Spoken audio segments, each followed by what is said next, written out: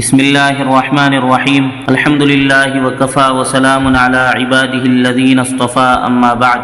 محترم حضرات، گزشتہ ویڈیوز میں یہ بات چل رہی تھی کہ نبی کریم صلی اللہ علیہ وآلہ وسلم کے اخلاق بہت بلند تھے، اور آپ صلی اللہ علیہ وآلہ وسلم نے اخلاق کی جو تعلیم اپنی امت کو دی وہ کسی نے بھی دنیا میں نہیں دی، اور ان تعلیمات پر آپ نے خود عمل کر کے بتایا۔ آپ صلی اللہ علیہ وآلہ وسلم نے اس پر عمل کر کے بتایا، اسی وجہ سے آپ کا مشن بہت ہی قلیل عرصے کے اندر بہت زیادہ پھیلا، دور دراز تک آپ کی تعلیمات پھیلی، اسلام پھیلا۔ لوگوں نے نبی کریم صلی اللہ علیہ وآلہ وسلم پر یہ الزام لگایا، اسلام پر یہ الزام لگایا کہ اسلام تلوار کے ذریعے سے دنیا میں پھیلا۔ یہ بات بہت ہی غلط ہے۔ تلوار تو نظام کے قیام کے لیے تھی، جو ضد پر اڑ جاتا ان کے لیے تلوار کا استعمال کیا جاتا، لیکن نبی کریم صلی اللہ علیہ وآلہ وسلم نے عام حالات میں اپنی روز مرہ کی زندگی میں اخلاق کی تلوار کے ذریعے سے لوگوں کو جیتا۔ لوگوں پر جو فتح حاصل کی وہ اخلاق کی تلوار کے ذریعے سے۔ آپ دیکھیں، نبی کریم صلی اللہ علیہ وآلہ وسلم جب مکہ میں تھے، وہاں لوگوں نے آپ پر کس قدر ظلم کیا، لیکن پھر بھی آپ نے صبر کیا۔ آپ کی پوری جماعت کو آپ نے صبر کا حکم دیا، اور پوری جماعت نے صبر کیا۔ کس قدر ستایا گیا، اس کے بہت زیادہ واقعات کتب احادیث کے اندر اور سیرت کے اندر موجود ہے۔ کئی صحابہ رضوان اللہ تعالی علیہم اجمعین کو پریشان کیا گیا، ستایا گیا، ان کے جسم کے اعضاء جسم سے الگ کر دیے گئے۔ ایک صحابیہ رضی اللہ تعالی عنہا کی آنکھ نکالی گئی، کسی کی چمڑی ادھیڑ دی گئی، کسی کی پسلیاں توڑ دی گئی۔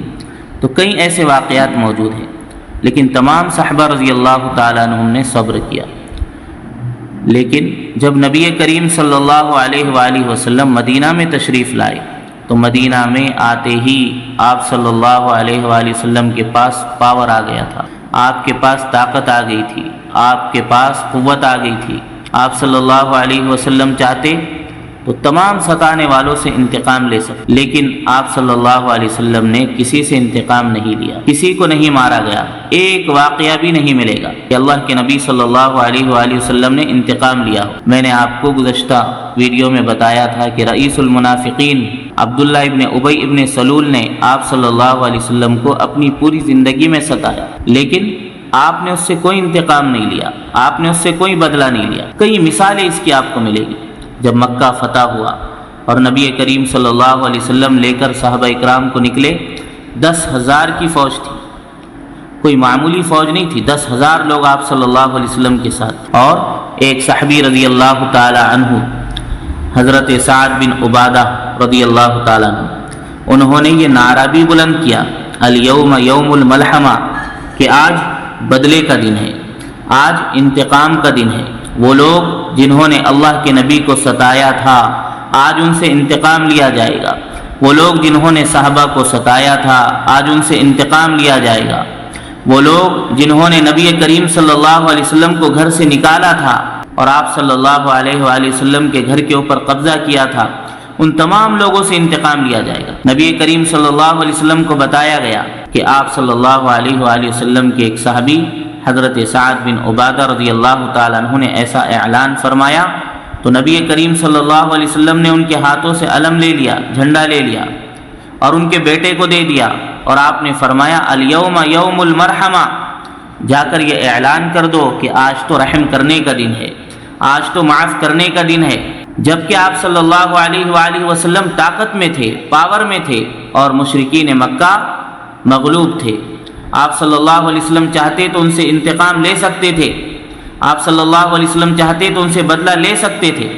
بجائے انتقام لینے کے، بجائے بدلہ لینے کے، نبی کریم صلی اللہ علیہ وآلہ وسلم نے اعلان کروایا کہ من دخل دار ابی سفیان فہو آمن، کہ جو ابو سفیان کے گھر میں داخل ہو گیا اس کو امن مل گیا، جو اللہ کے گھر بیت اللہ میں داخل ہو گیا اسے امن مل گیا، جس نے اپنا دروازہ بند کر لیا اسے امن مل گیا۔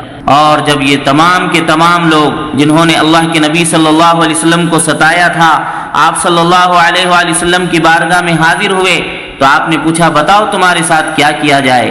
تو تو انہوں نے کہا کہ انت کریم وابن کریم وابن کریم، آپ بھی کریم ہیں، آپ کے ابا بھی کریم تھے اور آپ کے دادا بھی کریم تھے، ہم تو آپ سے معافی چاہتے ہیں، ہم تو آپ سے درگزر کا معاملہ چاہتے ہیں۔ تو نبی کریم صلی اللہ علیہ وسلم نے ان سے کہا لا تصریب علیکم اليوم، آج تمہارے ساتھ کوئی برائی نہیں کی جائے گی، آج کوئی حساب و کتاب نہیں ہوگا، بلکہ تم سب کے سب آزاد ہو۔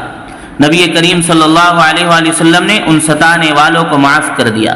یہ اللہ کے نبی صلی اللہ علیہ وسلم کے اخلاق تھے، اسی وجہ سے یہ دعوت پوری دنیا کے اندر میں پھیلی، صحابہ اکرام کے کردار کو دیکھ کر، صحابہ رضی اللہ تعالیٰ عنہم کے اخلاق کو دیکھ کر۔